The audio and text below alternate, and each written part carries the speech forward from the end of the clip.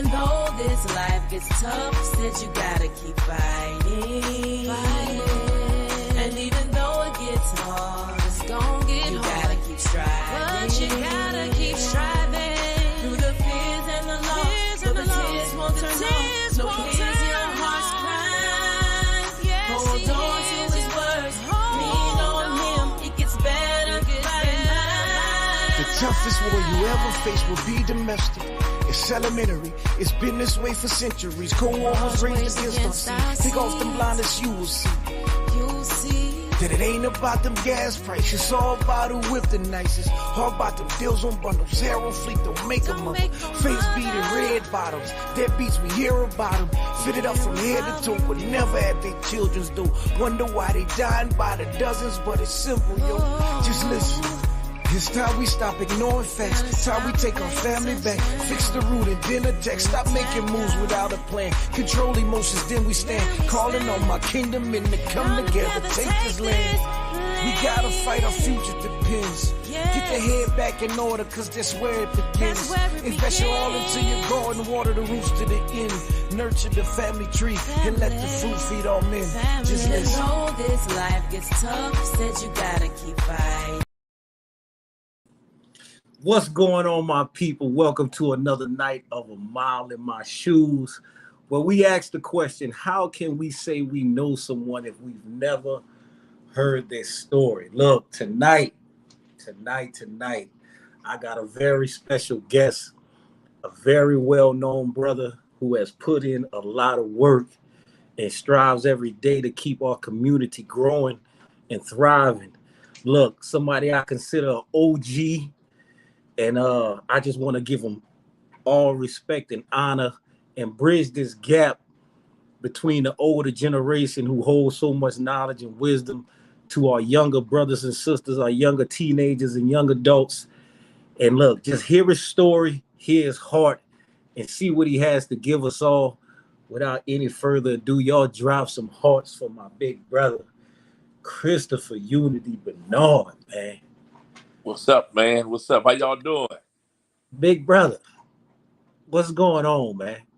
Man, just trying to keep it positive, man. Trying to keep it positive. Look, tonight we got the people here. We want to know your story. We want to know your insights. We want to know, how did you become a community activist? We want to know what's going on in our city, and we want to know what we can do to help. We want to know where the youth at. How can we reach, and what do you see? Man, give it all to us, man. Man, we can, and man, look, every topic you want to touch on, man, I'm here for it, man. Let's start off for the people who don't know you. Let them know who you are and a little bit about you, where you come from, how you grew up, who you are to Lafayette, man. Okay, I grew up off of Walker Road on North Loop. My mom, Celestine Bernard, Rob Zeno, the owner of RZ Vegas back in the day. Yes, sir. That was my uncle. My mom, grandmother was Lily Mae. My father, Clarence Jones, they called him Ganu. That was my father. My mother and father both deceased. I come from the neighborhood that's called Fruity Town now. Fruity Town. Yeah, we was hustling at a fruit stand, and that's where the name Fruity Town come from. It's off of Walker Road right before you get to Azalea Park. Yeah. That wasn't no drug area. And like I spoke to you before, and I said, sometimes we create our own ghetto. Now you told that to me earlier, and we couldn't dig into the psychology behind that. Okay. You said sometimes we create our own ghetto. Break that down, man. Okay. Creating your own ghetto. And my older brother passing right now, and he can say that also. Man, that wasn't no drug area, man. Yeah. They had blacks living there. They had whites living there. It was a nice neighborhood. The name of the street was Ozma before it was North Loop. Yeah. And you know, it was a nice neighborhood. I have never seen uh cons or nobody come pick up no furniture from my mom's house. We wasn't rich, but you know we was all right. My father was a World War II veteran, so Yeah. we got it. So I'm talking about, man. It wasn't never no lights. Look, I'm gonna mess y'all head up. I still remember our phone number. We had one phone number, 233-7317. All them years. All them years we had one phone number in that house. House still there on our loop and everything, still our house. So and you know we didn't have no best of everything, but whatever we had, my mom showed us how to make the best of it. Yeah. So okay, now here it is. All I gotta do is follow the footsteps. I got my brother. He, you know, I'm young. He taking me to work with him, showing me how to work. All I gotta do is follow the footsteps that they laying out for me. And man, I chose to go the other way. So that's what I mean by sometimes we create our own ghetto. Now Yeah. here it is. If people look at me, the old Chris, they'll say, "Oh man, he's from the streets," and that's not the truth, man. I Yeah. was in the streets, but man, I was one of the cats that had to be in the house before the street lights come on. So you chose that path. I chose that path. I created my own ghetto, man. Yeah, Never heard it broke down like that. yeah, and you know you know what the Bible says, when you become a man, you put away all the childish things. Yeah. When you're ready to change, you're gonna be able to say that with no hesitation. You're gonna be able to say that anything that you done dealt with and you're ready to grow from it, man, you'll be able to talk about it freely. That's real. Anything you ready to put down and you've grown from, you'll be able to talk about freely. Freely. Word. And look, go ahead. Go ahead. And go ahead. Go ahead. You go ahead. I'm on your show. You got the driving seat. So basically, mom and pops solid.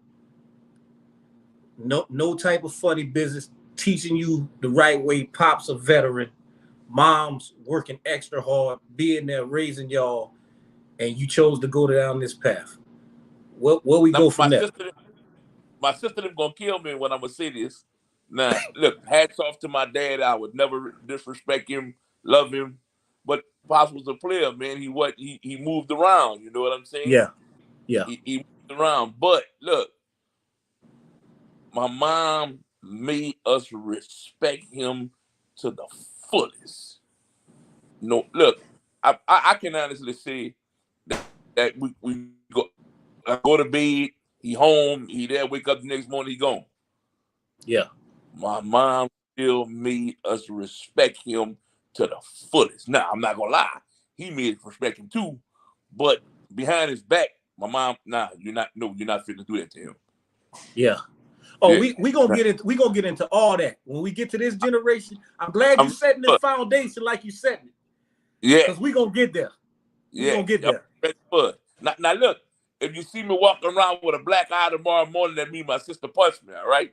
I know what time it is. Because she don't daddy, man. So look, it was daddy girl all day. All day,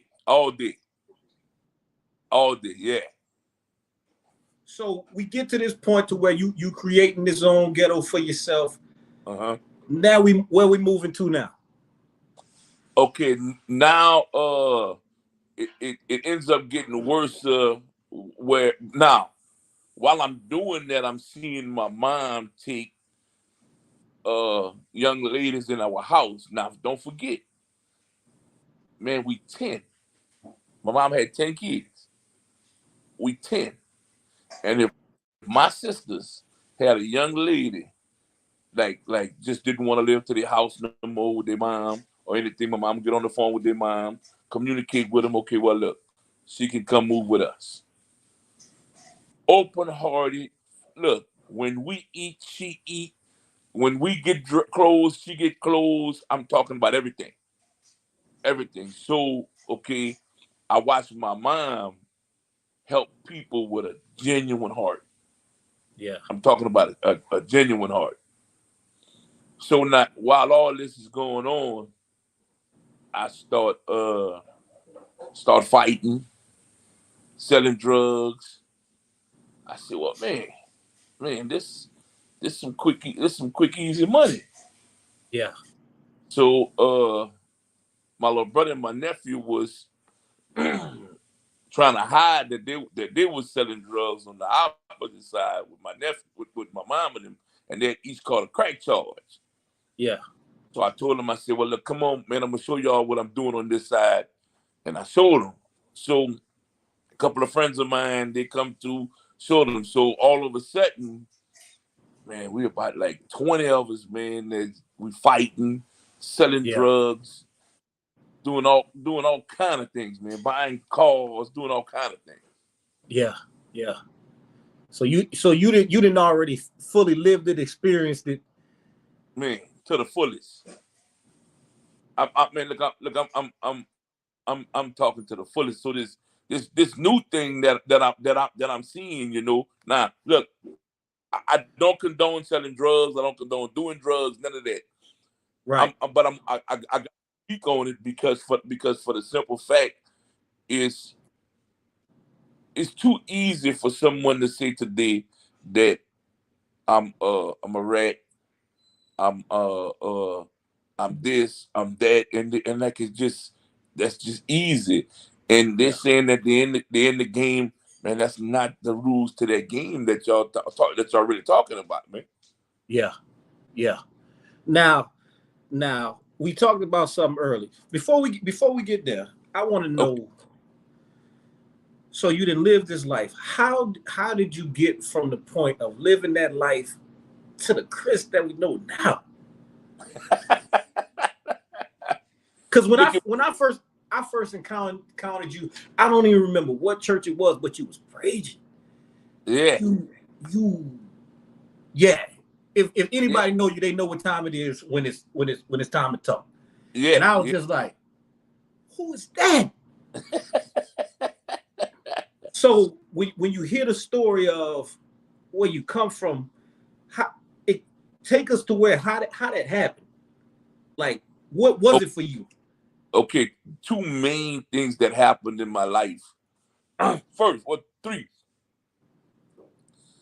I'm not even, man, I probably got three, but I'm gonna just name three. Okay, first, my mama died. Oh. Yeah, my mom died in 98. My father had already died since 89. Okay, now my mom on her dying bed, and I catch a constructive cocaine charge. Mm-hmm. We all gotta go. We gotta get in the cars. We gotta go to Baton Rouge. This is our last time we gonna see her. We gotta go to Baton Rouge. We shoot out. No, let me back up. A month before that, I catch an aggravated armed robbery. Mm-hmm. My bond $105,000. Mm. Find out my mom got cancer while I'm in jail. Spent 2 weeks and 2 days in jail, get out of jail.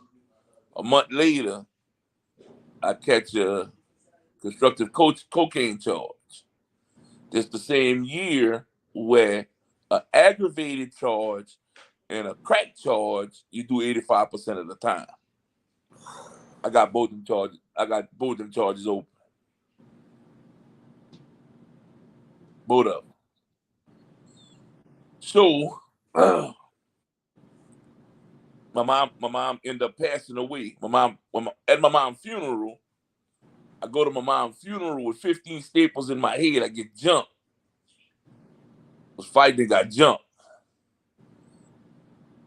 And that was the first time that I had to open my eyes and I said, man, wow, man.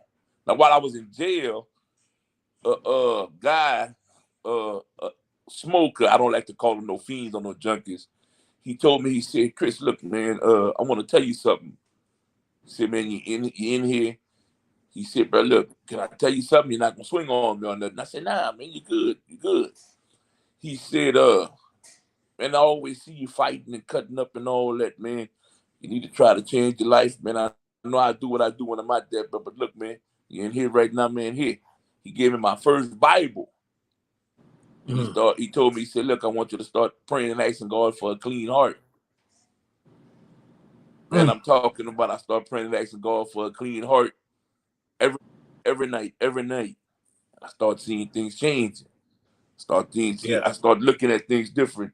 Somebody step on my shoes. Somebody, nah, you good, bro? My bad, Chris Brown, know how you is, and I'm saying, oh, man, I must have was that bad. All of a sudden, my mom died. Now, I'm gonna come back to something, and this the most powerful thing that God had been doing for me. My mom passed away. The laws kicking the door at one of my children's mama houses. And put a shotgun to my daughter's head. She was probably like 4 years old. And this is what I said. I'm being honest to what I said. I hope this don't get me in trouble or nothing, but I'm being honest. I said, man, if I was in there, that cop was gonna have to kill me. Yeah. So I said that for years. Said that for years. All of a sudden, I said it one day, and the father came to me, and the father told me, if you wasn't doing what you was doing, the cops wouldn't be in there. So you was ready to die for you being wrong. Hold up. It's one of the moments. You ready to die for you being wrong. Boy.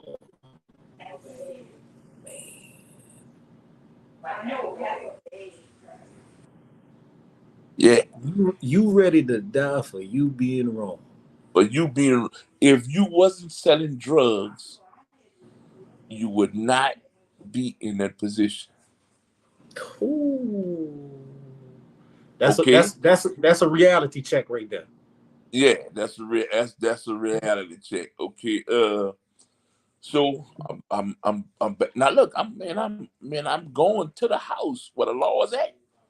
I'm going to the house, and man, I got enough to supply Lafayette. Yeah. Driving to the house, and they got a smoker that banged on the car. He said, "Man, I'm glad the train stopped you, man." He said, "Man, because the train that stopped you, crawled into the train, and hit the hood." He said, "Man, listen, man, turn that car around. The law's in that house, man."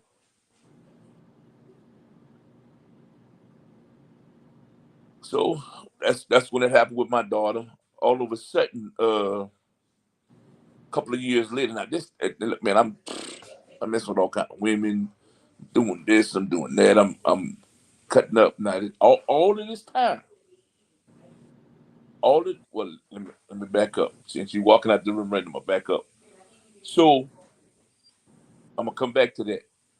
So all of a sudden, I get a couple of months later, I get a phone call, and my sister is knocking at one of my baby mama's door. I said, "What's wrong?" And she crying. She said, "Come on, let's go. Little Kevin got hit." I said, "What happened? Why y'all ain't call me?" My children mama nephew had my phone in my phone the whole night. My phone went dead. So we leave, and I get to the hospital.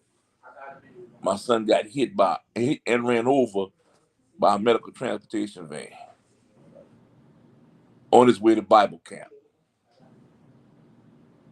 The van hit him, and both the tires rolled over. God. I think 4 broken ribs, a punctured lung, a broken pelvic bone, and almost a broken jaw.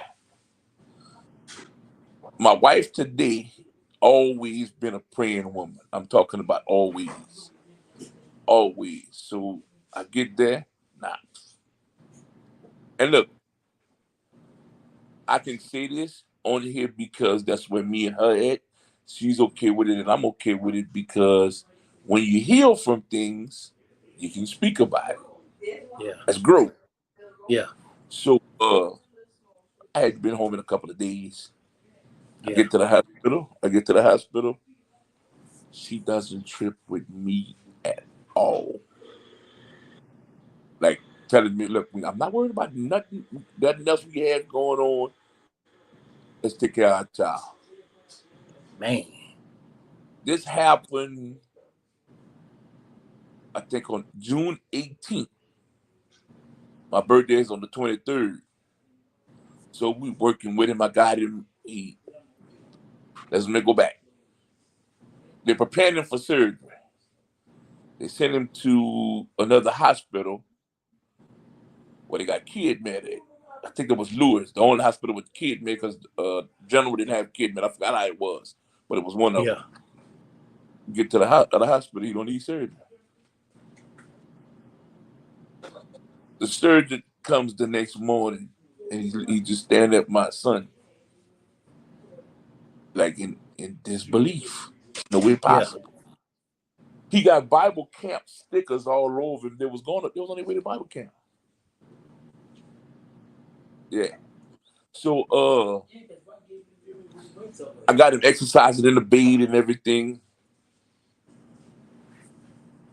June 23rd, the morning of my birthday, my son get up and walk for me with a walker.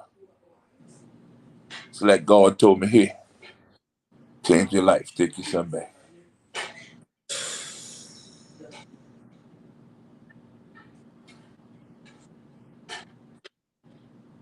Bruh, listen.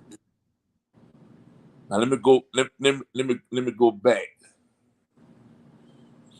One of the main things that happened to me, and I'm not saying that just because she's here, I say this on every interview. One of the main things that happened to me that was a blessing for me to change my life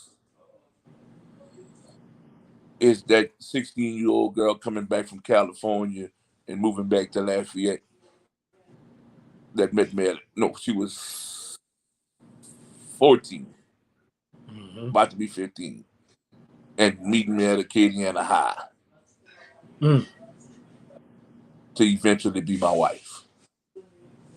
How long has it been now? 33 years. Oh yeah, respect that. 33 years. We've been married 14.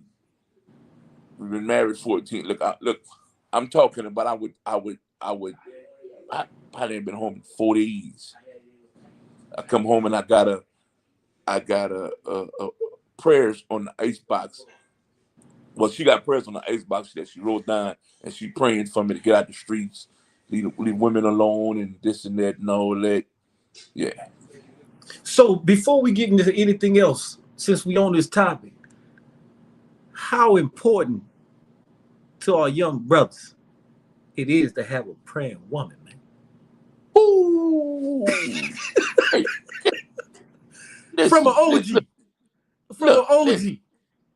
Look, listen.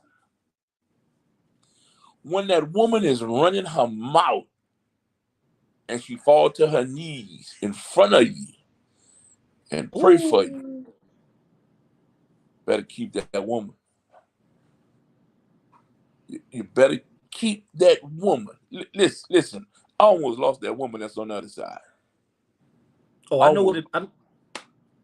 Look, I'm saying it as a joke, but I was serious.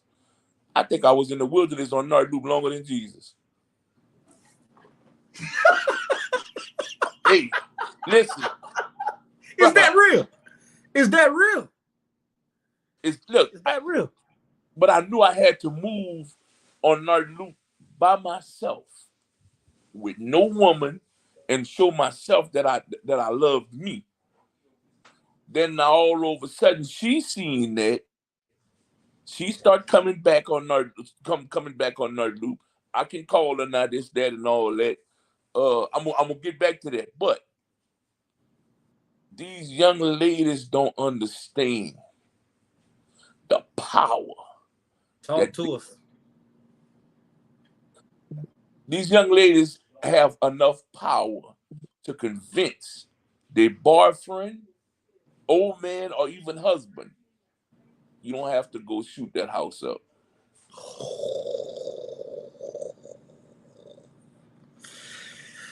That's so much power that they have, and they letting small things take that power away from them.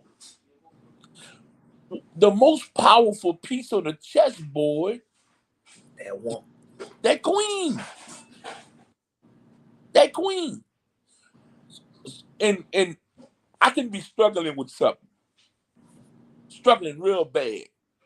All over a sudden. Excuse me. Bless you. All of a sudden, here comes my wife. Oh, I know you're going to get it. I know you're going to get it. I know you're going to get it, my husband. Man, I'm ready to conquer the world once you tell me that, man. Anything. Look, I had an opportunity to get a vehicle, all right?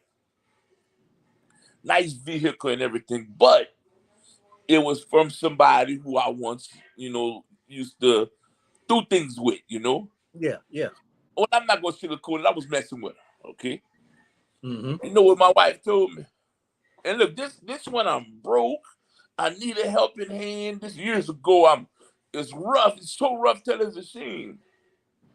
She told me, oh, no, my husband, nah, you don't need that. We're going to get it. Straight up. I didn't understand when she told me no then. But, man, I understand now, man, because we conquered so much till it's a shame. Yeah. That is so important. Look, young men, I'm not even going to talk to the men yet. Let me talk to the women. Young women, listen, take your rightful place. Young women, it is so important. It is so important for y'all to have a position and know your position in a man's life. It's real important. Look, it is real, real, real important. I know for a fact, and probably people watching, I can't see who watching or what, but I people watching, and I know they're saying, man, Chris come a long way.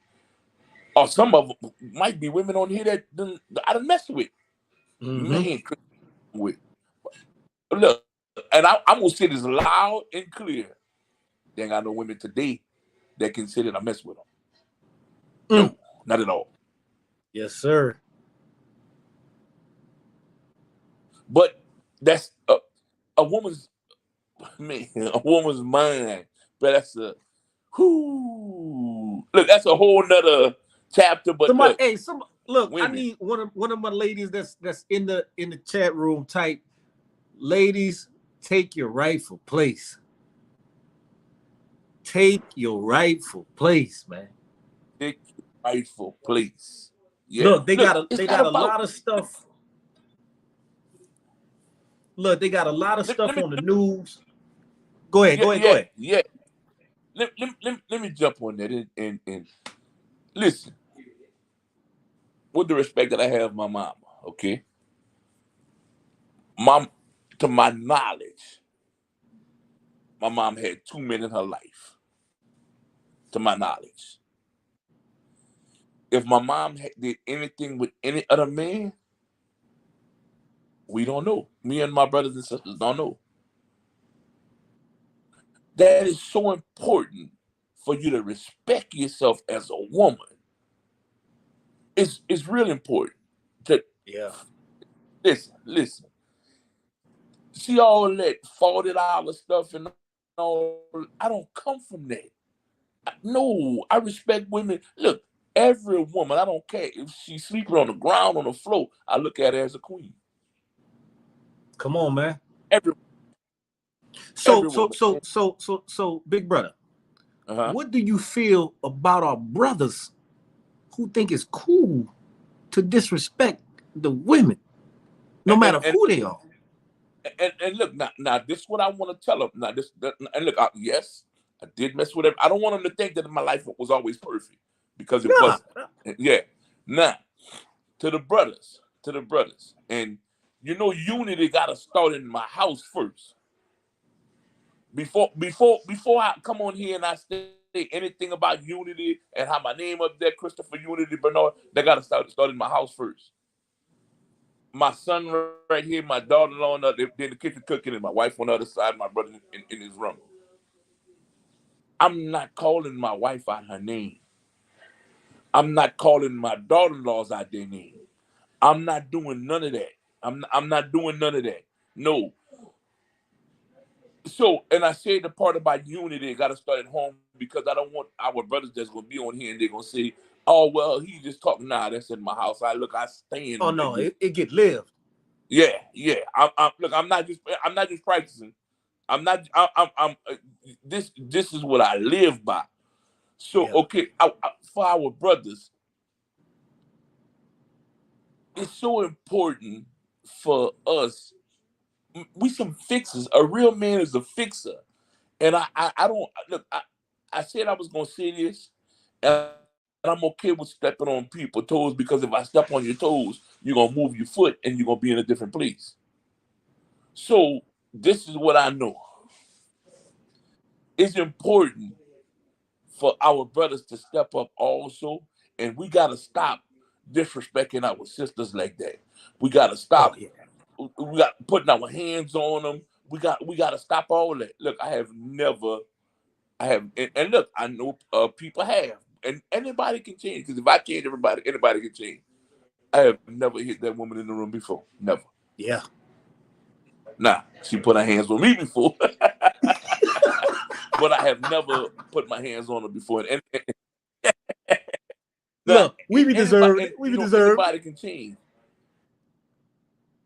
Yeah, that was. Okay, so if we take our rightful place, men are fixers. We some fixers. Yeah. When we was younger, anything that would break and our daddy wasn't home, or our older brother wasn't home, what our mama would say: wait till he come home, he gonna fix it. Yeah. We some. By nature, we fix things. That's what we do. We fix things. Men fix things. Little boys sit down and pout and cry when they don't get their way. Yeah. And women today are so used to little boys, where they think that a man is a little boy. No, that's a difference. Break that down. Let's talk about it. Again, men are fixers. We finna make things. We finna make it happen.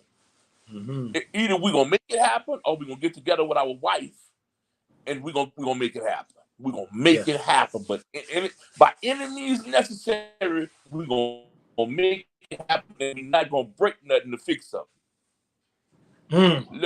When you give a baby, when you give a baby, some food, and all of a sudden the baby had enough food and everything, you got to take it away. You don't want the baby to eat too much food. The baby gonna start crying and flipping and everything because he don't have his weight. That's what little boys do. That's what little boys do. And again, we got that so much today in our community, where women are thinking that all men are just like little boys. Yeah. I was 34 years old and I wasn't a man. Right. I wasn't making men decisions. If the decision making. If the drink man came, meaning codeine, liquid codeine. If the drink man came and the rent man came, the rent man was gonna have to come back, man. Decision making, man. I'm finna buy this pint and I'm finna be leaned out for the next week.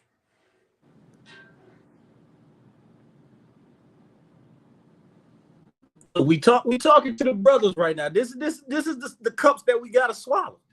That's what it is. Look, It is what it is. Men make men decisions. Bottom line, period.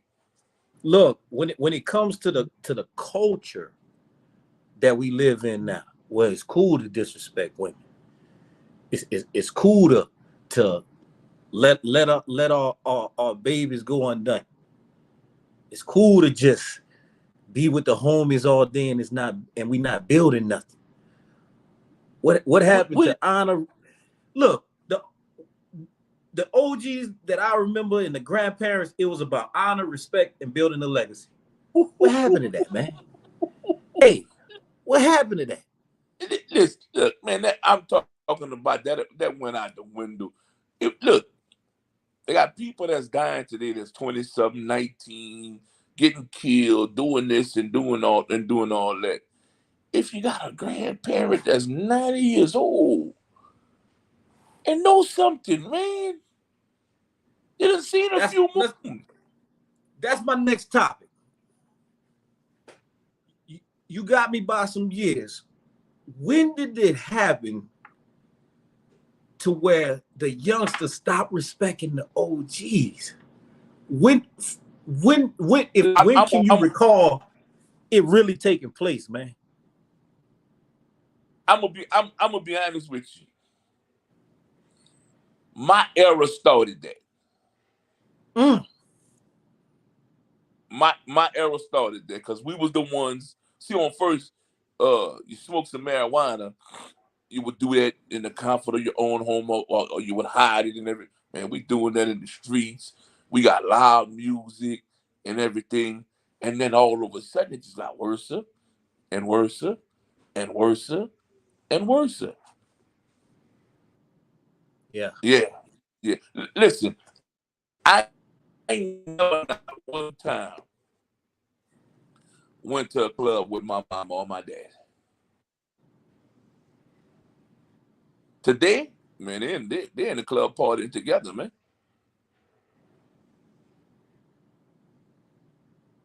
Man.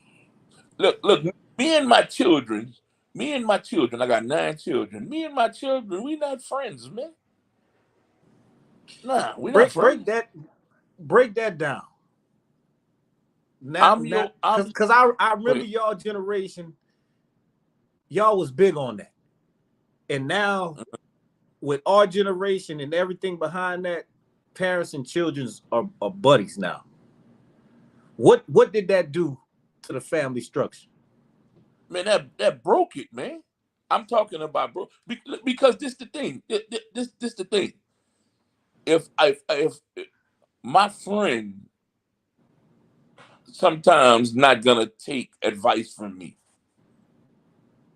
Oh, that's Chris, man. I know that's so if I become a friend with my child, I'm expect him to take advice from me. Oh, that's my dog. I ain't worried about that. Look, right. My children. When my children tell me something, I gotta, I gotta pay attention. Well, that's my son said that. You know what I'm because I want to make sure that he's standing on what he's saying. Yeah. Vice versa. When I tell him something, I'll make sure that I'm standing on what I'm saying. Yeah. See, if we like all that calling me son, and we're not doing that, man. Round it, we no. Now we got a comment. This the thing. We got a comment that says, "Our wives speaking their truth through love and may very well have some sharp edges at times that we sometimes can't accept, but it's always a message that will help drive us brothers towards greatness and success." It's a nice one. It's a nice one. That's them hard pills to swallow sometimes. Them wives be giving, man. Hey, listen. Look, bro. Cool. It'd be some hard pills. Now look, I done tried pressure washing business, laying floors. That was my this what we do right now. This like my 4th time trying t-shirts. Mm-hmm. I done tried all kind of stuff, all right? But while I was doing that, I was messing with all kind of women, clubbing, doing all kind of other things. My wife told me about 2 years ago, Chris, if you would have had the mindset today, that you got today, back in the day, we'd have been rich. We'd have been traveling the world, helping the world. Man. And I agree. Yeah. Mm-hmm. I agree 1,000%. Yeah. Yeah. And it's so okay. Now look, with my mom respecting my father, it kept that loud voice on my mind. Still today, my father died in 89. My mom died in 98. Still today, man, at his name, I was standing at attention, man. At his name. If you come out his grave and slap in my mind, okay, Daddy, what you want me to do? I know I'm bigger than him now and everything. Oh, Dad, I'm sorry what I done, Daddy. What you want me to do? And he can slap me, Daddy. What you want me to do? No ifs, ands, or buts. All right. Yeah. No ifs, ands, or buts. See, when a mother tells a son, your daddy dead, your daddy deadbeat, your daddy not this, your daddy, that mother is not thinking that she is taking that loud voice or that voice of authority out of her house, out of the equation of their life. So what happens is, go ahead. You got to dissect this one all the way. Okay, all right, okay, go ahead. No, I want you to break this one all the way down. Okay, so if my mom's gonna tell me that my daddy is dead when I know he's living, it's gonna confuse me. Yeah. They know you about to bring it down. Yeah. It's gonna confuse me. So what that does, wait, hold on. Something not right with him, but something not right with her. I live with her, so I gotta watch what I say. But with him, I gotta show her I agree with him because I'm bitter now. She gonna pick my side. Only time he come around is when it's time to correct me.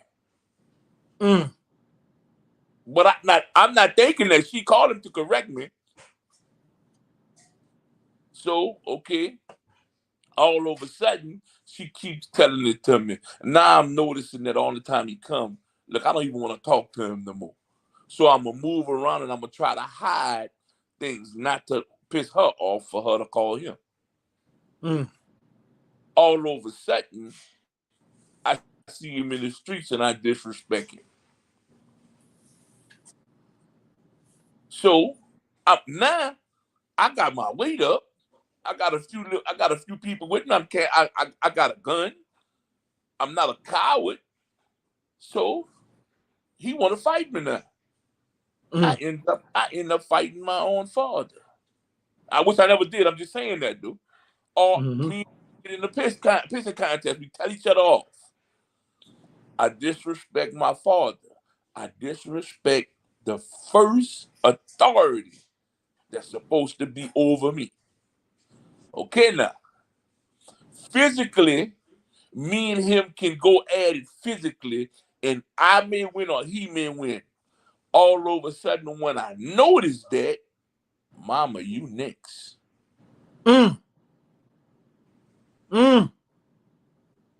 So that comes back to you doing that. Now, I disrespect you.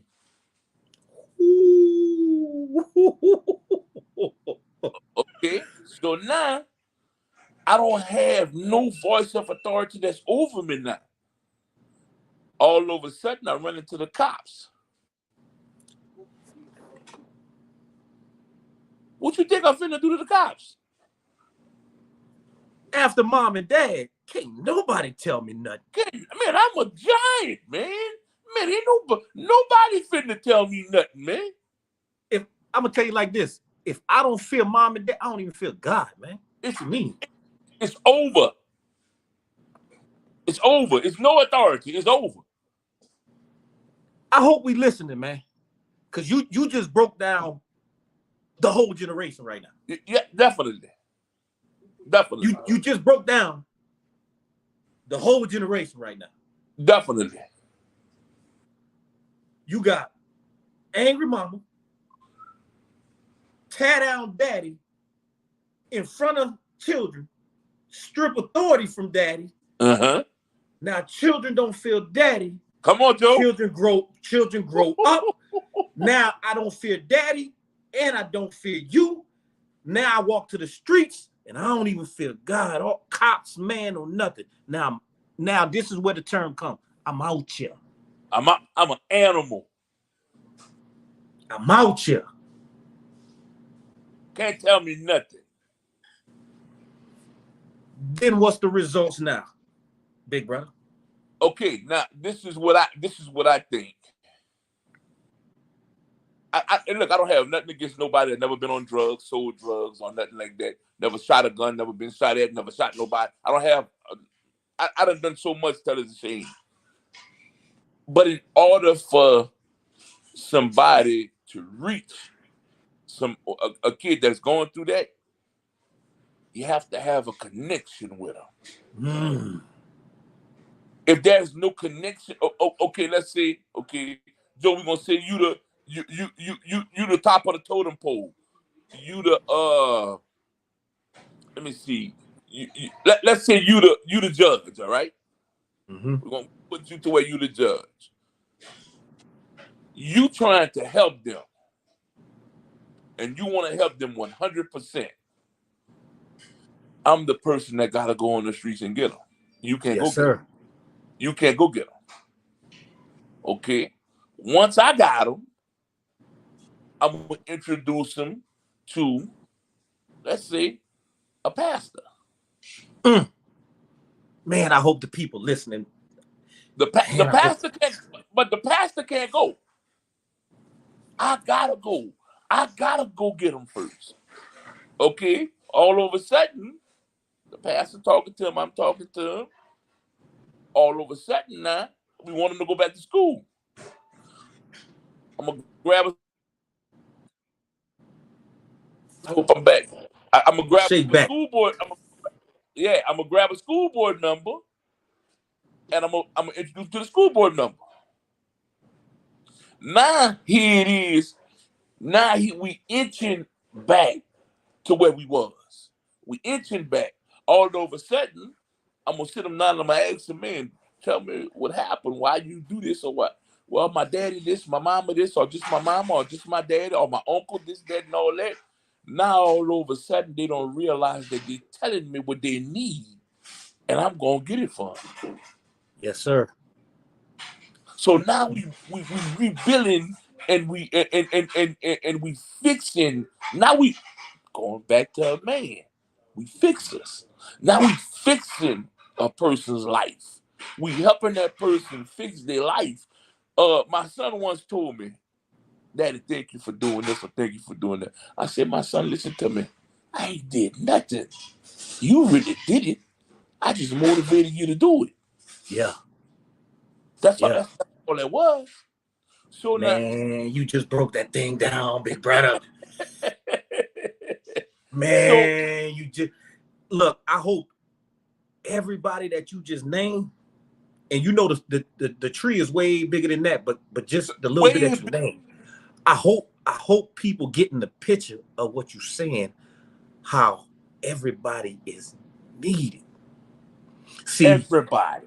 See, the whole purpose of this, big brother, is for people to understand. Because see, you have some folks who may be in this section, and be in. Let's bring it for what it is. You got some people that may be in the judicial system that I don't mess with these people. Exactly. But I'm trying to make a change. Exactly. You got this group of folks who in the church system that come on, Joe. Come on, Joe. I don't mess with the judicial system because of this, and then you got these the teachers being like, no, we ain't with all that religious stuff, so we ain't, and not understanding like, dog, you need it all, man. Listen. We need each other. We need listen. We want to call.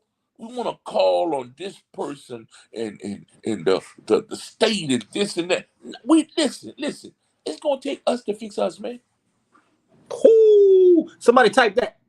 It's gonna take us to fix us, man. It's gonna take us to fix us. I need at least 3 people to type that. It's gonna take us to fix us, man. Look, how you going? Look, you see what we doing right now? We keep putting a Band-Aid on something that needs surgery. Keep putting a Band-Aid. Keep putting that Band-Aid gonna only heal the outside of it, man. We gotta go to the root, man. We gotta go to the roots, man.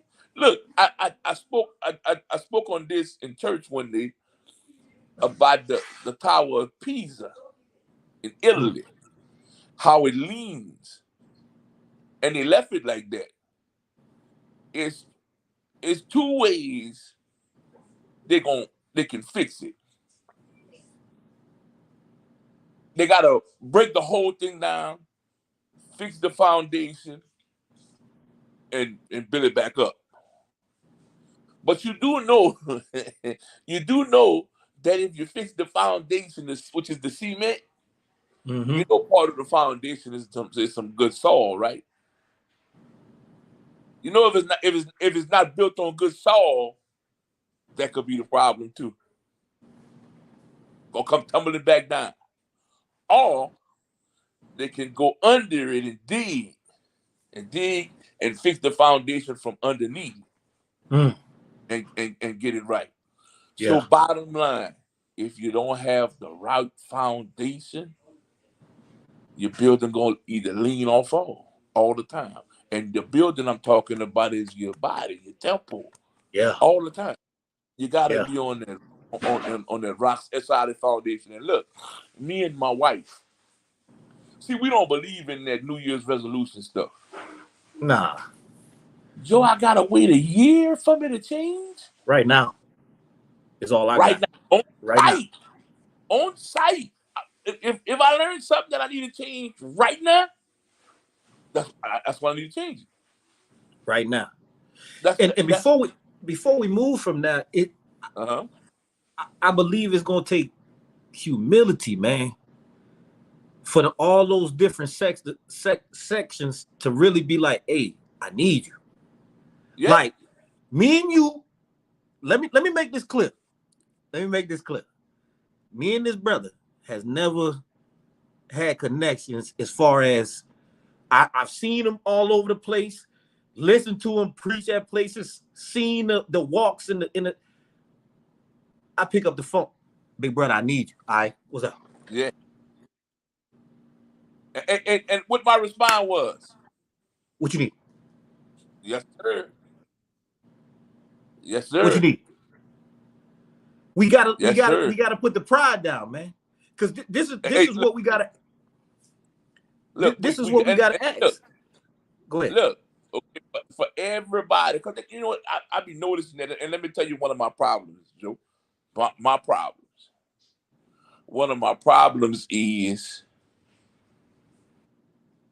I don't put myself on a pedestal. I wouldn't say it's a problem. Hey, hello, Gloria. How you doing? That's me and my wife, buddy, right there, man. We love her. I know her very well. Me and the wife know her very well. So, my problem is once I accomplish something, Joe gets so bored to me until it's a shame. Yeah, I'm talking about bored. Joe, let's say we can right now. Me and my wife can get put on that Fortune 500 list for our business. We got a big party. Joe, at the party, I'm going to just be sitting on, and my enjoyment is seeing everybody party. Okay, they partying. I'm going to be thinking about my next move. What I can do next. What I can do next. I done accomplished this, and like I don't look at myself. I look at myself as regular Chris. Yeah, I'm just regular. And look, so they actually have people that I pull up places and you know you are important, man. Like, I can shake your hand. And I'm like, yeah, you can't. I'm just here doing my job. I look, this Joe. I'm gonna say this, Joe. I know I owe God. I'm in a hole with God. I'm in a hole. Look, I don't do like, man. It's my duty to do that, man. You know, like I don't have no choice but to do what I do, man. And look, let me go back to my mom, Joe. My mom taking them young ladies in. That's where that started at in me. And I didn't even I didn't even catch. And look, still today, it's about 5 of them that I call my sister and respect them. Like, man, that's my mama child. It's my daddy child. And look, I know respect well them. about that, man. Yeah. And look, as soon as they came in the house, my mom said, "Listen, that's your sister, and one of y'all gonna touch her." And I talked to my mom today about that, man. Oh yeah, she raised some children, man. Yeah, bro. Yeah. And you know, it's a lot of work we gotta do. But if all of us can just do it, man, look, everybody wear Nike. A lot of people wear Nike. And Nike slogan is just do it. And everybody gonna say just do it. Everybody gonna say just do it. But Nike got a formula to just do it. Man, me and Joe right here telling y'all the formula to helping our community. I ain't never broke you, bro. You broke the whole thing, man. Definitely, Joe. I'm talking about I brainstorm and study, and I ask questions and ask questions and ask questions. Look, they got a program that I help with. I can't say the name of the program on nothing. Where we like, man, I'm talking about changing people's life, for real, changing people's life. I'm talking, and I'm watching it with my own 2 eyes. Cameras can't be in there or nothing. But look, I'm watching, and look, it is so important. That program is so important for Lafayette till it's a shame. And look, hats off to everyone that's involved in this program. I love them and everything. It's look, first time I've been there for about 4-5 months now. First couple of times I went up in there and seen what was happening, I cried. Because I see people getting a chance. Man, that's a blessing to see people who never had a chance before getting a chance, man.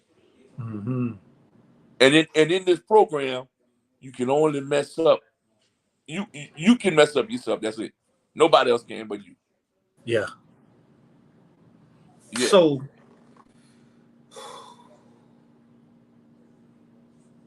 how does it start, man? It starts with us. And look. I'm gonna ask this question. I'm gonna ask this question straightforward.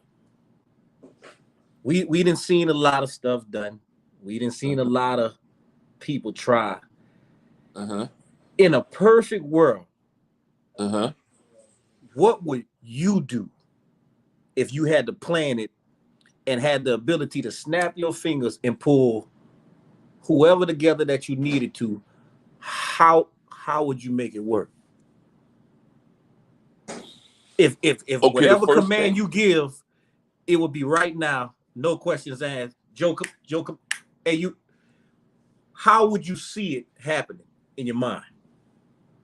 Okay, how would I see it happen in my mind? To help our community really get that push over the mountain to where you start seeing change hit the land for real. Okay. But it's so beautiful because I can see it. It's so beautiful. Okay, right, all right. You know, the best hairdressers come from somebody that was broke. Yeah. and they had to do their own hair. Mm. That's how they learned how to do hair. Yeah. The best t-shirt makers.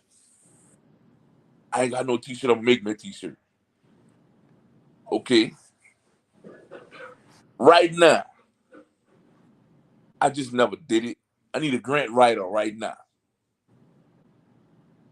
Right now, we got about 15 years of consistent work that we can prove. We need a grant writer and go get a grant. And you pay the people to do community work that they were gonna already do for free.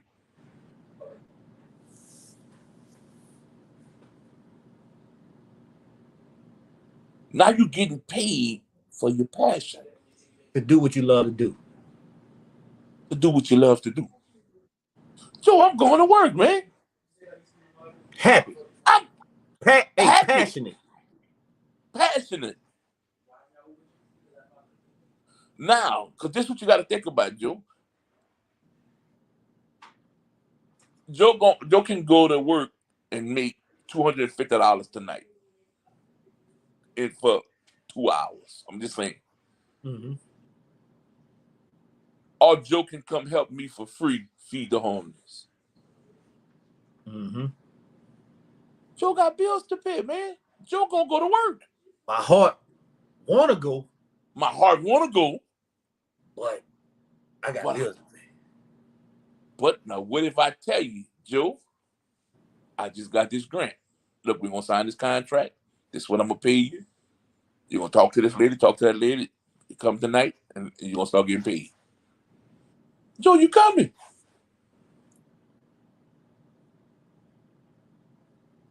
Joe, that's the plan right there. True. Now, Joe, I got an awesome team that's not gonna quit. Right. Yeah. Yeah. Guaranteed. Look, you see this in the building? Man, I see this in the building and everything, man. So you got the building, you got youth services going on, you got recovering addicts going on, you got listen, sober living houses and everything. The single mothers, everything. The school that teaching them the school teaching them trades. Look, listen. Now, Joe don't get me on no trade. Joe don't get me on no trade. Listen, teaching them business. Teaching them how to invest. Look, me and my wife comes from Azalea Park. I come from Fruity Town. Two of the worstest neighborhoods known for crime and drugs. So we have a business and we live on the south side of town. Our business is on the south side of town. Statistics say we're supposed to be some failures. Statistics say we're not supposed to have a business on the south side of town. Mm-hmm. Statistics say we're not supposed to live on the south side of town. I can live where I want. I can work where I want. I can own whatever business I want. All I gotta do is just get up and go get it, Joe. Yeah. So this, I said all that to say this. If we don't get up and go get it, we're gonna be in this rut that we in. And look at this. I don't feel okay. Look, like if I got some food in my house, if we got all kind of business coming, if we straight on this end and everything, because let me tell you how, and look, this unity thing, Joe, man, I really live this, man. My daughter-in-law and my son in there cooking. Look, we don't believe in all of that separation stuff, man. Joe, okay, I got 6 sons and 3 daughters. Mostly the 6 sons gonna be around me because they cling to me. I got love for them, respect for them. I love my 2 daughters and everything too, my 3 daughters, but my 6 sons come here mostly. Joe, we gonna each put $20 and we gonna have this big feast. Gang. And we finna make it happen. Gang. People gonna pull up, we gonna feed them. Joe, nobody pocket is hurting because we're not dependent on one person to buy everything. If we can get that mentality back, the secret to the game that always make us lose is keep them separated at all costs. Oh, look, keep them separated at all. Joe, and look, listen. Again, man, Joe, this unity stuff, I really live this. I really live it. Yeah, and so now people that'll pass by our house and everything, they thinking we got all this money. We got way more unity than money, though, man. And look, if one of us is really, really hurting, man, we all gonna come together, look out for that one, and we keep on pushing. Hey, the day that happens, because you got to remember, when you think about each other community of races and people, whether you name this one, they understand what it is. Yeah. When we get it, boy. Listen, look.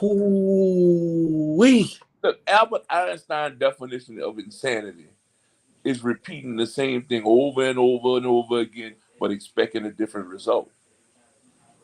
Man, that is, and it makes sense. Yeah. Look, Joe, it's not about no color with me, or none of that. Look, Joe, I love my black people, but I don't care who what color the person is that the Father sends to help me help somebody. Joe, I'm just because that man green, I'm supposed to tell him no. My black people don't want that green help. That's a complex, man. Exactly. Look, that's part of the game too. Hey, Bell, for real. That's part of the game too. Hey, Bell, look, hey, Bell, for real. And look, when the Father sends help, we got to start taking that help, man. Yes, sir. And this whole thing, that pride, man, we gotta let that go, man. That's the number one killer right there. That's the number one killer. Look, my wife used to tell me that because I was a prideful person, man. I was a prideful person. Now, let me tell you, hey, bro. I'm saying a lot of things, and y'all, look, I'm gonna say this because it's gonna be documented right here. This is my first time saying it on live, but we gonna eventually do a book, and the name of the book gonna be A Blessing and a Curse. She's the blessing, and I was the curse.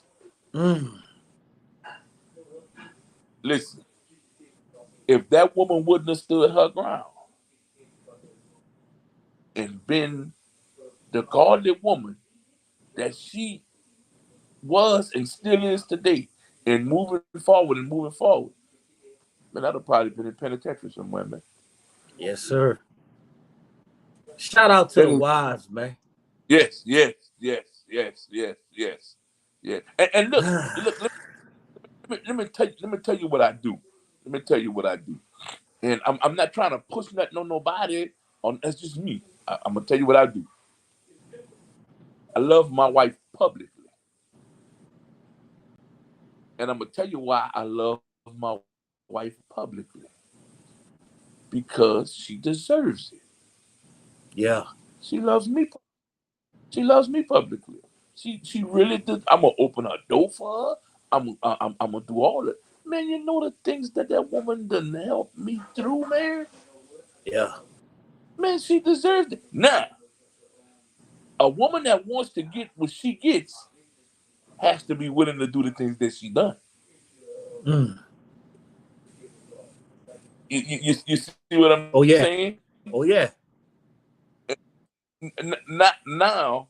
I'm when I say, and look, Miss Gloria, you come by us for shirts and everything, and we talk. Man, our neighbors at the shop be banging on the wall. We get to praying and hollering up in the shop. But I love her publicly. I don't want if you know there's anything to do with our business. Yeah, I promote it and everything, but I'm like on the news or something, I'm gonna put her in front. Yeah. Because I don't believe that she's supposed to be in the back of me. Only time she's supposed to be in the back of me is when I'm protecting her. Yeah. Ooh. Nah. Look. She fixing to handle this, and look, if she mess up, we're gonna get on it and we're gonna fix it. Yeah. If I mess up, we're gonna get on it and we're gonna fix it. Yeah. And that's just as simple as that. And look, I don't have nothing against nobody that don't have a wife or that's single.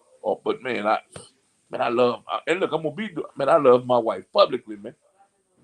Look, I could tell you like this: I wouldn't even be a quarter of the man I am if I wouldn't have a wife, man.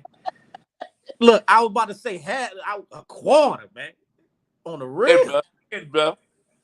Shout out to the wives, man. Yeah. Bro. Look.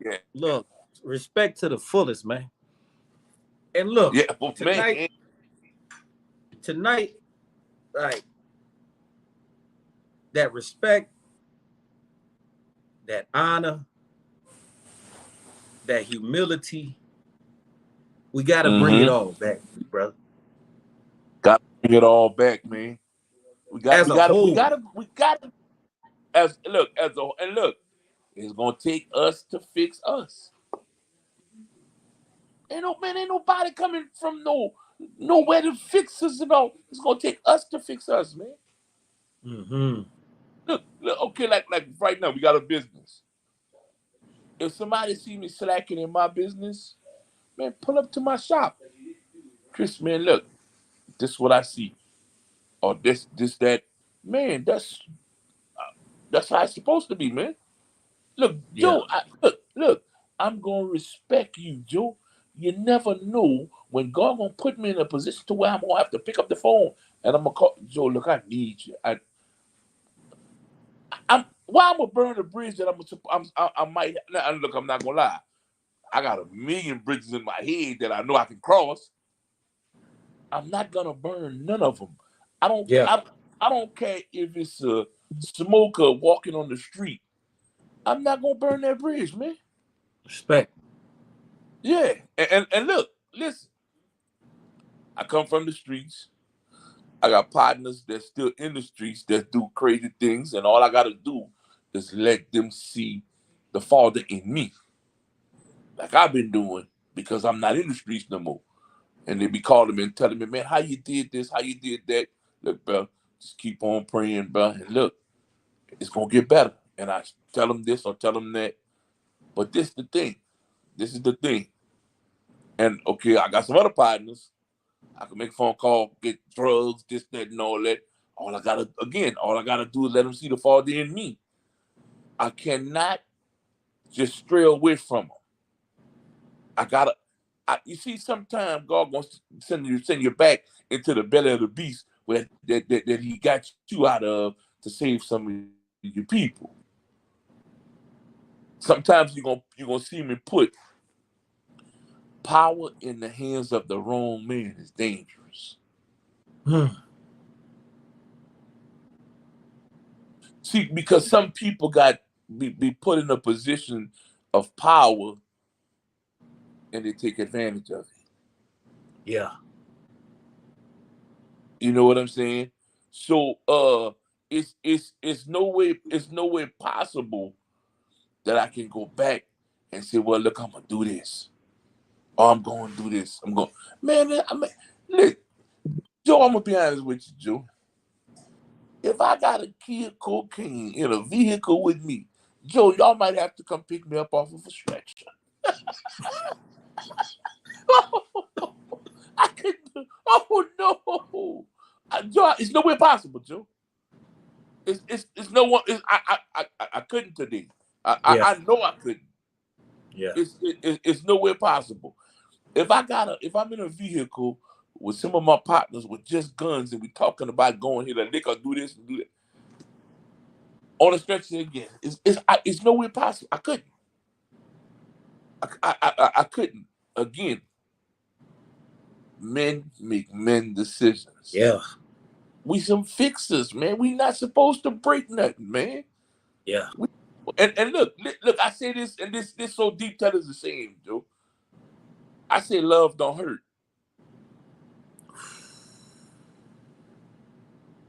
Because soon as I realize that I hurt you, Joe, I'm supposed to fix that. Yeah. I'm supposed to fix that, and love is love is an action. It's an action, and soon as I hurt you, I'm supposed to put it to where you see, guaranteed right now from this point on, that I love you, and I apologize, and it'll never happen again. Yeah.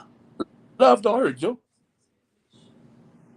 It's like I'm thinking about what you was talking about with that making decisions. Like, that's deep, man. Culture make us believe that money, cars, drugs, guns, and women make you a man. I can't say I became a man until you start making them decisions that actually hurt you to walk away from. Hurt you to walk away from. Look, remember when you said when I was a child, I did it as a child? Like, but when I became a man, I put those childish things away. When you got to start making them decisions that everything in you want to go the other way, but you know you got to let it go. Hey, Bell. Manhood starts. Look, Bell. Listen. I done seen myself to where. Look, I gotta say this. I gotta say this. I'm giving some of the book away, but it's okay. I think this gonna help a couple of brothers right here tonight, or even some women that's some hustlers. I was selling drugs on Norlu back in the day,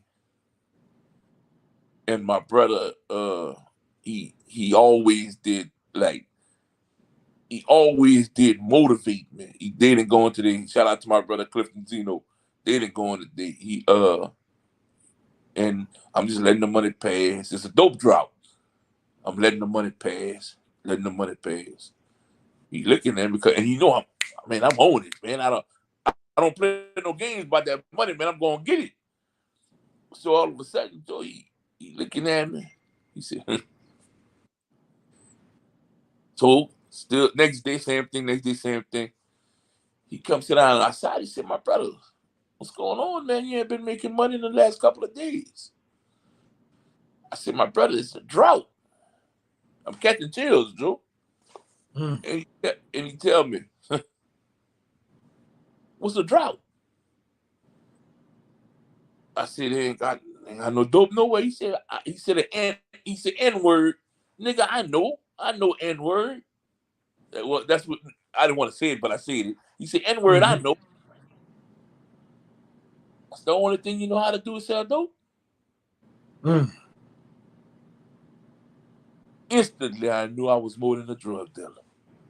Golly. I'm talking about instantly. Something shifted in your mind. Something shifted in my mind, my heart, my soul, everything. Look, I'm catching chills right now. So, man, whoo, you see that devil plant a seed through dope and drugs and women, and the devil put it to where up here you think that it's a block, and that's the furthest you can go. That's the only thing you can do. So when you try to grow, you can't because you got a ceiling that's over your head, and when you're in that drug dealing ceiling that's over your head, your value of $1 is low. So all of a sudden you start this little small business, and you saying it's a little small business because you looking at the big stores and all that, and your little business, you saying it's a small business. So all of a sudden you make $500 and you go buy $250 pair of shoes, $100 shirt, $120 pants, and you broke. You know why you broke? Because the devil got that value so low to you, tell us a shame. And you didn't even see that devil was planting that in you. My value of $1 is still low today. It's gotten better. My wife, believe me, she made it better. Yeah, it's gotten better, but I couldn't handle money. Yeah, I would just, Chris, let me borrow $50. Chris, let me borrow $500. Chris, let me borrow $20. And I'm just giving it. I'm just giving it. But she showed me how to control money better. It's gotten way better, but I'm going back to us as drug dealers. We think that the smoker is the only one with the problem. If I give a smoker something, he'll never go in them people's house and steal all this stuff. But if I tell him, no, I'm not giving that, he's going to go break up in there and steal everything and bring it to me. So who's really the problem? Who's really hurting the community? Rough. Joe, I go deep, Joe. Rough. I can dissect it, man. Rough. And then what some of them brothers be some of the most brilliant, business-minded. But it's like you said, with that ceiling that says, I only can do this. And look, you feel like you're hitting your head. Okay, because look, if I made them little $500 off of a legitimate business that I started, I don't see that I got this money problem. Yeah. I don't see that the devil planted that in me. I really don't, until I get home and then I'm broke and I'm saying, man, what's wrong with what I'm doing? So I'm finna go back sell this dope. Yeah. If I'm not strong up here, I'm finna go back sell this dope. But shout out to my brother for letting me know that I was more than a drug dealer, man. The mentality gotta change. That mentality gotta change. And look, look. See, once we realize we can do this, man. Once we realize we can come together and do this, look. All right, my son caught a flat the other day, and that was a lesson. That's a long one. Yeah, that's a long. That's a long. Let me see. Reach back and draw from the world. Remember, we were kids once and have done what they are doing now. Share that wisdom and knowledge. Kids who defy authority are often reacting to adults and rules rather than making conscious, deliberate choices. They don't take time to think their actions through to what the potential consequences might be for their behavior. Don't give up on our young folk. Others never gave up on us. Word. Oh, definitely. Yeah, definitely. Look. definitely. We never. We all brothers keep. Yes, Yes, D. yes, definitely. That one, look, 100%. And look, y'all got my word. I'm never gonna give up on us, man. Look, Everything you're saying makes sense though, big brother, because when you yeah. broke down the way all the different sections is needed, Oh, that's why when the pastor preached to them, yeah, it's good for that service. But if they not connected to the other pieces that's teaching them how to change that mind on you can do something different. Soon as they leave back out and that job don't work out, man, I'm going back. I'm going. Like when you said, it really take all the different parts. And look, listen. If pastor, I'm gonna ask pastor, and I'm just talking to me because, like, and if you don't mind, Joe, like, I want you to ask me a few questions you would you want to ask a drug dealer, and I'm gonna answer you.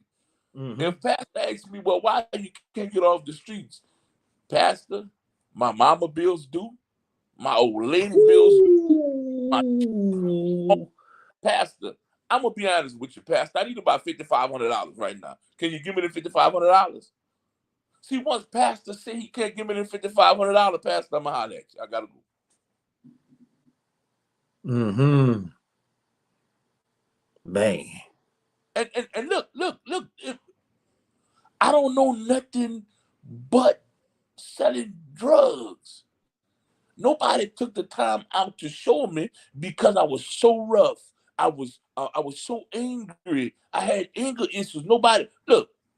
Let me tell you how deep. My thoughts be so deep till it's a shame. If I get sent to penitentiary, well, let me see a person. If a person gets sent to penitentiary for murder, where's the counselors? That person needs a counselor. Mm-hmm. Because he can affect his children that talk to him every day. Yeah. His wife that talk to him every day, or her husband, or her children. Okay.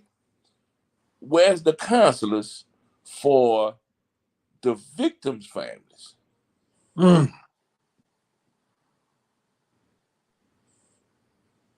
You see, it's a lot that we're not doing. And I'm gonna be honest, Joe, I can't do it all.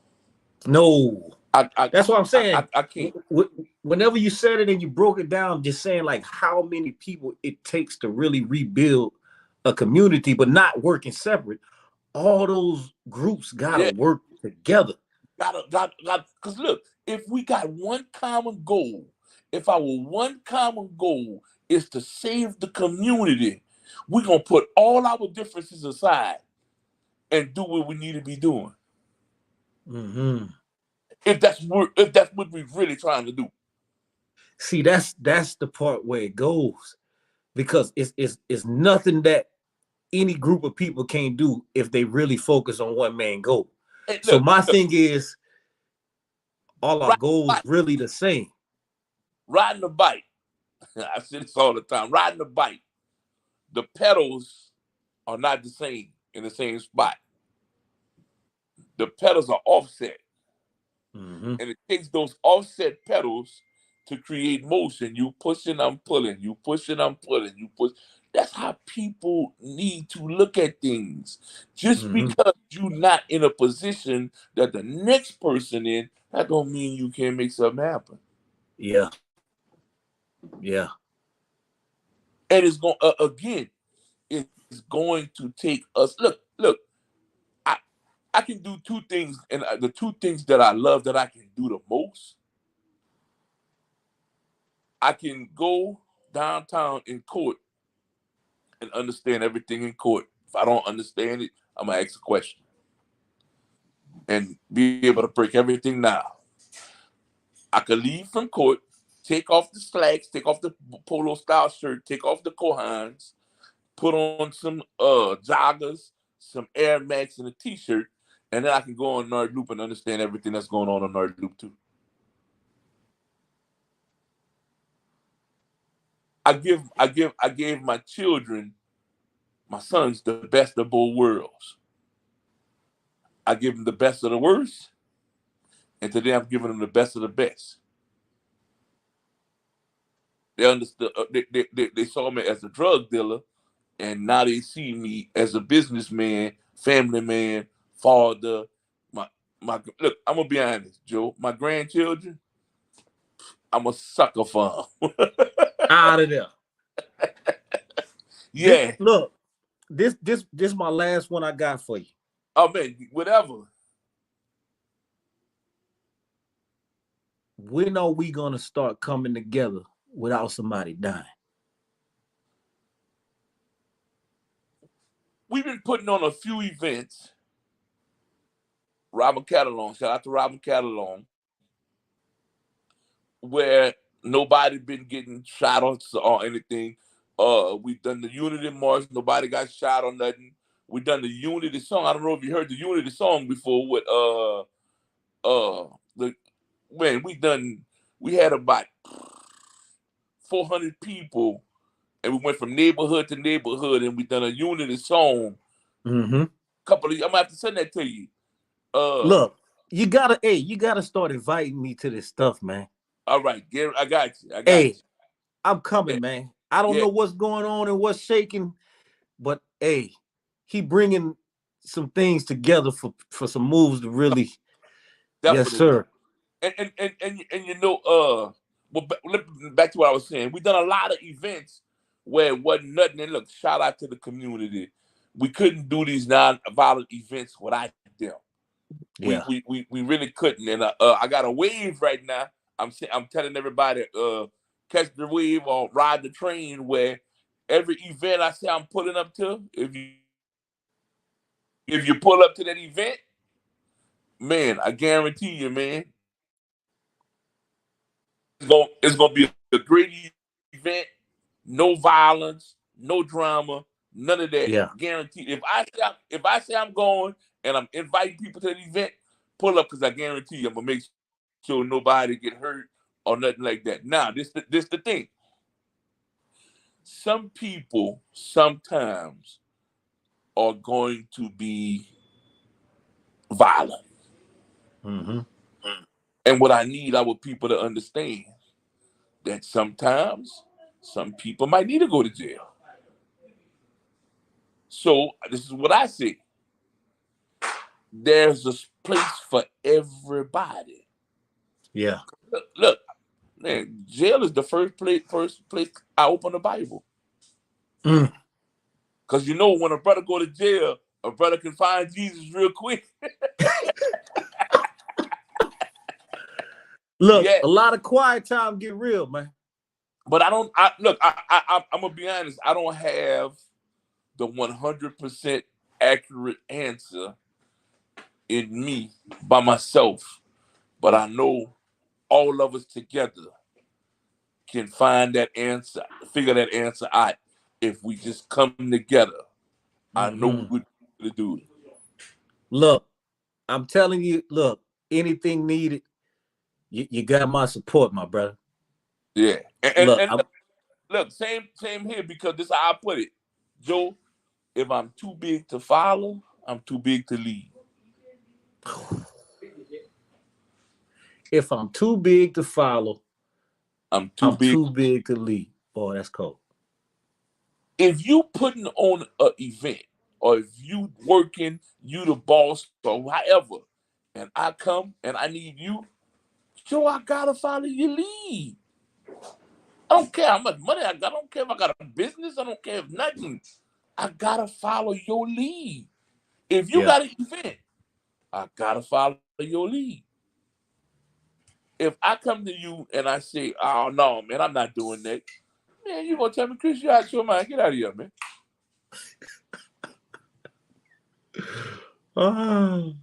You know, it's the truth. You know what I'm saying? Again, I'm too big to follow. I'm too big to lead.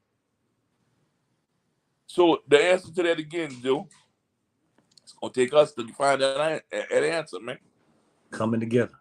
Us coming together. And look, man, Joe, if we come together, I already know it and I already see it, man. Hey, look, I believe in us, man. Yeah. I believe in us, man. And look, them the young guys. A lot of them call my phone. You know, help them get out of trouble. Help them get a job. This, that, and all that. But this the thing. I don't care if they come and pull up on me crying with a gun. I believe in them, Joe. Yep. I once was them.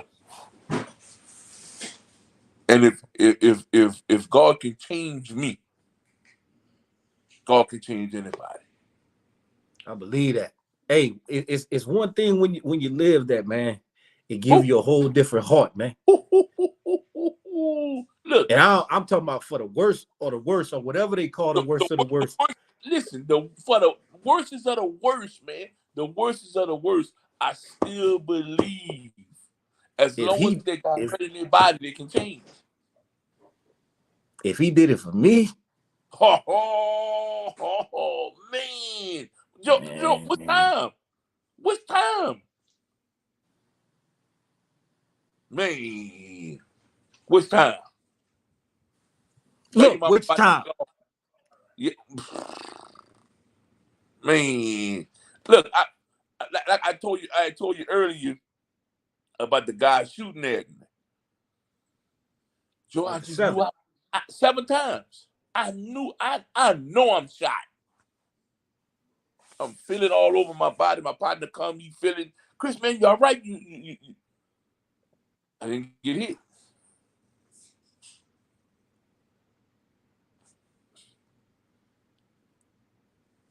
I know that for a fact, man. Look, I own, man. I'm in a hole forever. Look, people gonna be like, "Oh no, man, he paid the price. He did it." Yeah, I know, but still, yeah, still. Look, and look right now. I can help save the worst of the worst kid in Lafayette, Louisiana, or wherever, and I'm still in the hole. Yeah. Because for me, somebody like me, he loved me. Can't help it, man. It's my duty, Joe. That's my duty. Can't help it, man. Yeah, I can't help it. And everybody, everybody know, man. Everybody know my heart for the community, man. I love the community. I just won the Community Impact Award at the Southern Tier Awards. Shout out Destiny. Shout out to Destiny. Man, I dedicated the win to the community. I seen that. Yeah, that's hey, that's different, man. I'm gonna leave it like that. That's different, man. Yeah. Look, that's volume talk right there, man. And now look, we support Destiny. Shout out to Destiny again, me and my wife. If you go on the Southern Tier Award page, you're gonna see 4 years of me and my wife taking pictures at the Southern Tier Awards. Mm-hmm. We started with the first one. Yeah. And this time was the fourth one. I was nominated for an award every year. Yeah. And I won the fourth one. Mm-hmm. You never heard me talk down on the awards. None of that. You never seen none of that or none of that. We got to start looking at stuff like that. Yeah. And we got to learn from stuff like that. That's how it's supposed to go. See, look, even if you just get nominated, oh man, you gotta light that shine bright on you for people to see. Yeah. Man, look, just that nomination, me thinking about my mama and my daddy, what they would have, man, my child, I'm proud of you. Yeah. Man, that's worth more than $1 million, man. Shout out to Destiny, man. We love you, Destiny. And also too, just to tap on that, man. When it comes to stuff like that, you just, if you find yourself in a place where you talking down like that on a person that's uplifting other people and promoting other people and congratulating and shining, you gotta examine yourself on that. Yeah. And that's it. You just you gotta. But you got listen. That's tough. We supposed to shut the city down for that event, man. And the only light that's supposed to be on is wherever she giving it at. Yeah. 100%, man. And if anybody out there see that she's doing something wrong, when you pull up on her, the first thing you gotta ask her, how much money you need for me to give you to help, not loan you. Because you know, when in order for you to speak negative on a positive situation, pay her first. It's something like my wife say, don't speak on a situation if you're not coming with the solution. You see, and look, now listen, she's not hurting for no money on that. She's not hurting, but you know, sometimes money gonna make you okay. Look, I'm money gonna make a little room for you. So let's see. Now look, she'll hear you out whether you got money or not. But this is the thing, though. If I say somebody needs some cement and cement just popped up in my head, if I say, oh man, these people need to fix their driveway, well, go fix it for them. You got a problem with it? They ain't got no problem with it. Right. Go fix it for them. The people roll up their driveway a million times if they want. You don't know them people's situation. Go fix it for them. Walk up and knock on the door and say, look, I'm fixing to pay for a cement slab for y'all. Okay, now you can you open the door to something was wrong. Why it was like you done fixed it already. Yeah. Now you can see the lady might just say, well, I had already called my guy to come fix it tomorrow, but since you was gonna fix it, I let you fix it. But that go back to grandma and them rules. If you ain't got nothing nice to say, don't say nothing at all. Don't. It was principles behind why they said that, man. It was principles. That meant if I ain't lifting you up, I'm definitely not gonna tear you down. Yeah. So now, man, look, and every year that we went to this award show, it gradually. Hey, look, listen, bro, listen. Look, I'm talking about it. Man, we cut up in there so much, bro, and it was fun. It was fun. It was so fun till it was a shame. If you notice, everybody that was in there that was nominated for the Community Impact Award. Everybody that was nominated when I won, we all went on the stage. Yeah, see, man, that's love, man. That's love. And look, that's love. Look, Timmy Chashon, Josh Epman, Tanya Borden Ball, and everybody else. I'm talking about everybody else that was there on the stage. Shout out to y'all. Man, love y'all. Appreciate it. Man, that was a beautiful thing. Hey, man. That's power, man. Listen, man, we showed a unified front, man. That's power. Yeah.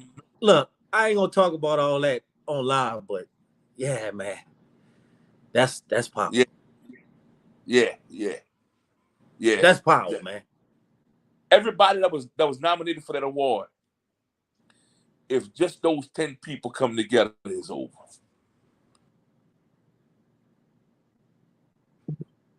Definitely. So what happens when you got those OGs that you name, and then you got underneath that generation stand in the room with y'all too? Listen. You got generations and generations of doctors, lawyers, businessmen, businesswomen. I'm talking about whatever your mind think of can come out of that room. Well, you know what just popped in my head? Generation of generals gathering. Look. And when we talk about look, let me write that down, man. Generation of generals gathering. Yeah. You know what's my mission, Joe? I'm listening. My mission is for my children, when my name is mentioned, for them to be able to say that was a man. And stand on it. Because of my track record that nobody can tarnish. Yeah, he did this, he did that, he did that. But look, after he stopped all that, look what he fixed. And look what he done. And look what he done. And you standing up in a spot that he paid for. But that's what the Bible tells us, man.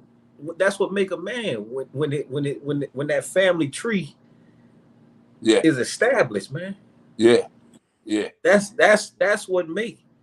Yeah. And it's like that's the mind frame we got to go back to, man. It used to be all about establishing that family tree. Your family name meant something to you, man. You was careful how you moved to keep that family name structured, man. Yeah, and that's that honor, man. Look, you got my hair rising, man. That's that honor, man. We gotta bring that back, man. And it's a must that we bring that back because, like, man, your name, man, that's all you got. I thank God I had a father who made me understand that. Man, hey, bro, listen, look. And keep in mind, let me say this. Yes, I love God. Yes, I love Jesus Christ. No, but there's an honor, respect that comes with my family's name. Yeah. I mean, you know, like once we cross to God, they like, oh no, all glory go to. Yes, of course, no, but there was an honor that came with your family's name. Yeah, yes. Look, 100%. 100%. Yeah. Look, my grandchildren and some of them. Look, I got a lot of grandchildren. I got about 20-something grandchildren. I got a lot of grandchildren. I probably whipped 2 of them.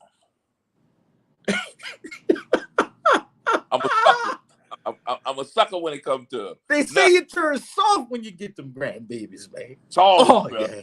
Soft, bro. Look, when it comes to them, my bark louder than my bite. Oh yeah. Now they don't know it. They don't look. They don't know it. Look, sometimes I be looking at my mom. I'm like, man, we used to get that. Hey, you want to have talks with them and stuff, man? Come on. So look, my son had we was at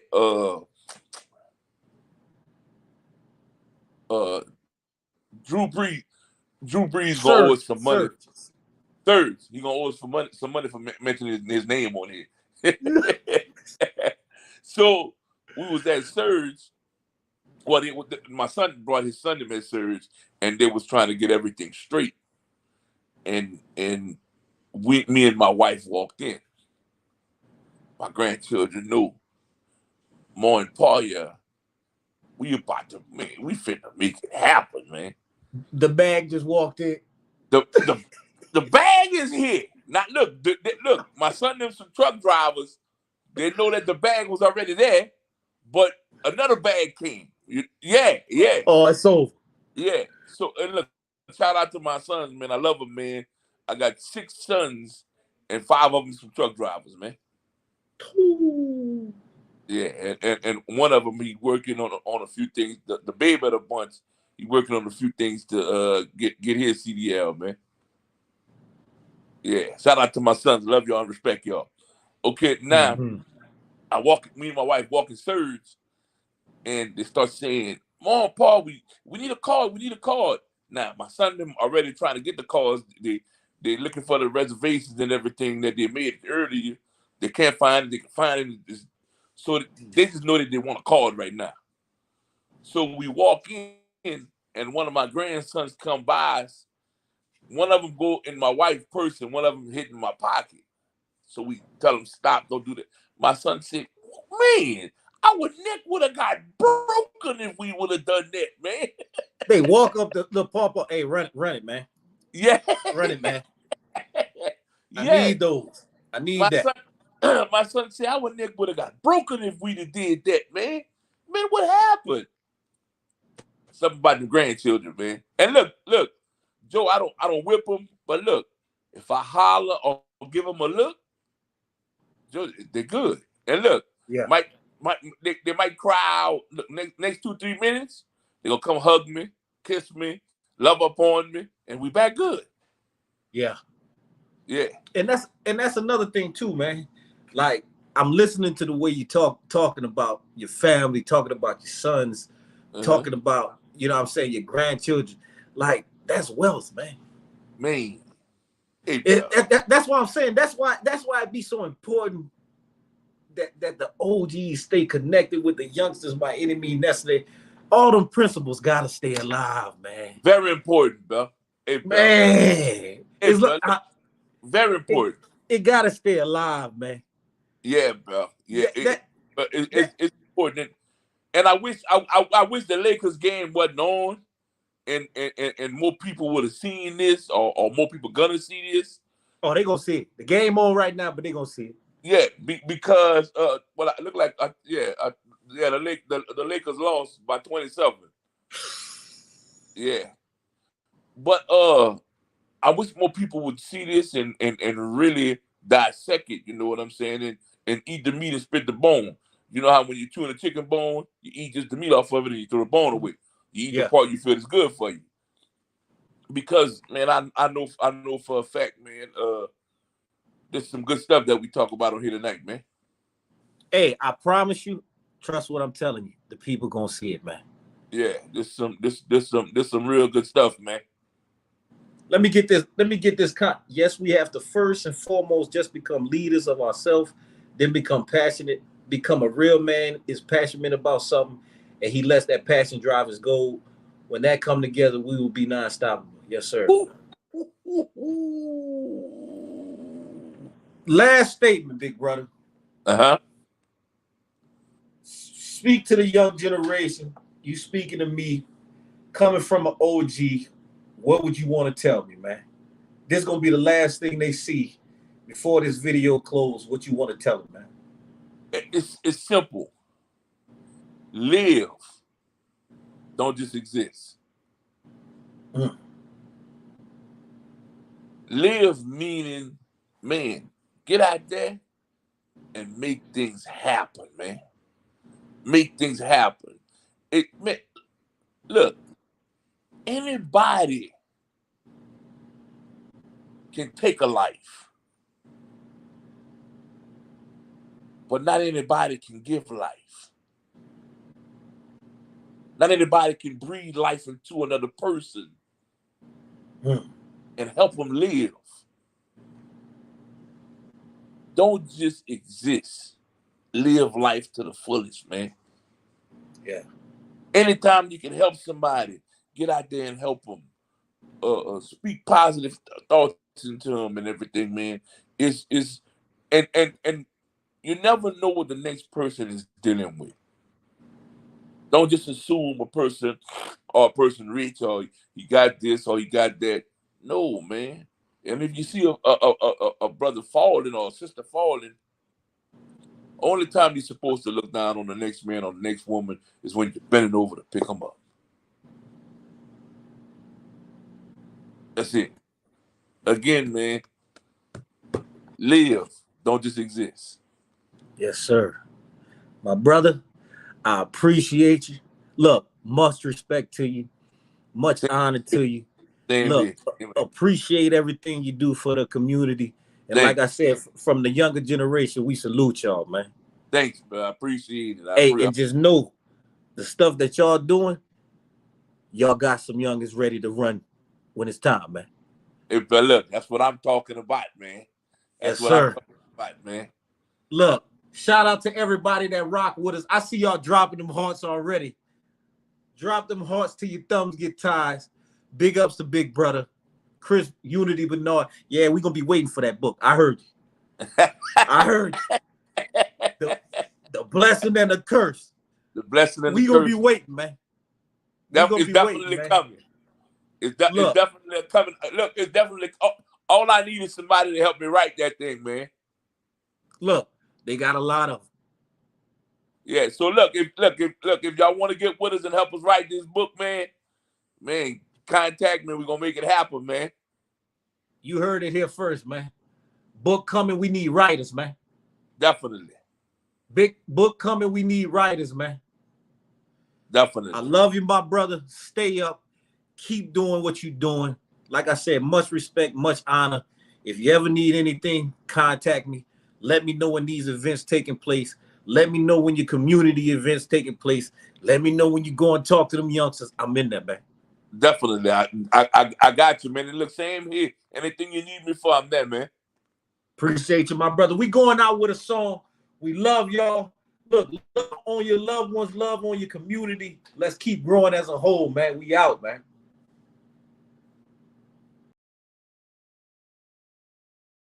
And